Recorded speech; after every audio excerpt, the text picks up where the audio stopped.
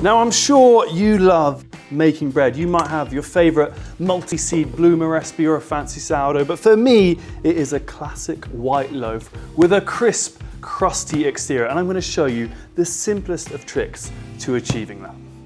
So what I'm doing here is I'm just kneading my classic white dough, and I want to develop the gluten so it's really nice and strong. I'm going to show you a very quick little tip as to how to know when your dough is kneaded. So what I'm looking for in the bakery world, we call the gluten window, okay? It's the window pane test. So what I'm going to do is I'm going to take a little bit of my dough, I'm going to stretch it out, okay? Now if you can see that dough there tears pretty quickly, and that means you haven't developed enough gluten in your dough. So you're going to carry on kneading it, and you can really knead it any way you want, right? Kneading is just about stretching the dough out and pulling it all back together. You don't have to use any fancy technique. You can do it like this by pushing the dough away and folding it back. You can slap it, that's one of my favorite techniques, or you can just push it around like that. It really doesn't matter. You just want to get the dough moving so you develop the gluten, and then once I do pass the window pane test, I'll show you what it looks like. So if we have a look at this dough now, you can see how smooth it is, really nice and taut. And I was talking earlier about the gluten development, all right? So what we're gonna do is we're gonna do the window pane test. You just take a little bit of the dough, stretch it out, and if it becomes nice and thin and you can see the light coming through, that means you've developed enough gluten. So we're just gonna wrap it up into a nice tight ball, lift it into a very lightly oiled bowl. We're gonna let it prove for about an hour until it's doubled in size.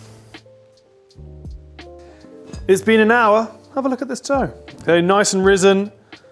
It's fluffy, it's puffy, and what we're gonna do now is we're gonna shape it into our loaf tin. So I'm using a 2 pound or a 900 gram loaf tin, which will fit this in perfectly. And we're gonna very lightly flour our work surface. We don't want too much flour because otherwise it will make it slightly difficult to roll. So just scoop it out with your dough scraper like this, be gentle. You can see all the fermentation on top of the dough there. So what we want to do is we want to shape it into a bit of an A. So we're going to kind of drag this out, we're going to lightly flour our hands and just punch the air out of the dough. Like that. And we're creating a wider base at the bottom and a nice narrow part at the top. And then we're basically just going to roll it on itself.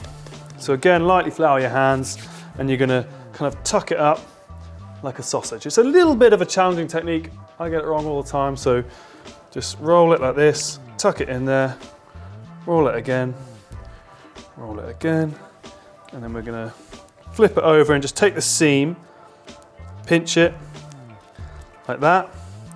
Again, we're gonna lightly flour our hands. So just get your hands underneath it and we're just gonna very carefully kind of drop it into the tin like that. Cover it with a tea towel and let it prove for about another hour until the dough's just about risen to the top of the tin. So we are going to be cooking with steam, so all we're going to do is open up the water container and just fill it with a little bit of water. So we're going to use the bread baking function. So have a look at this bread. After an hour of proving, you can see it's risen up really nice. It's basically filling the tin. So just some final touches. What we're going to do is take a little bit of flour. We're going to dust this over the top. This just gives us a nice decorative finish when it comes out of the oven. And then we're just going to score the bread down the center and put it into the oven.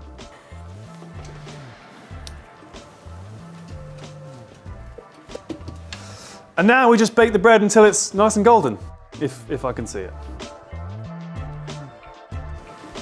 So just have a look at that bread. Beautifully golden. You can see the flour's added a lot of detail to the outside, and you can tell it's crispy and crusty on the outside, but I'm going to prove it to you, okay? So if you just take a knife. Now the secret, don't cut into it, okay? Let it cool for 5 minutes in the tin, then put it on a wire rack and let it cool for about 2 hours. Never cut into hot bread, okay? It's the worst thing you can do. So leave it for a couple hours and then we can slice into it.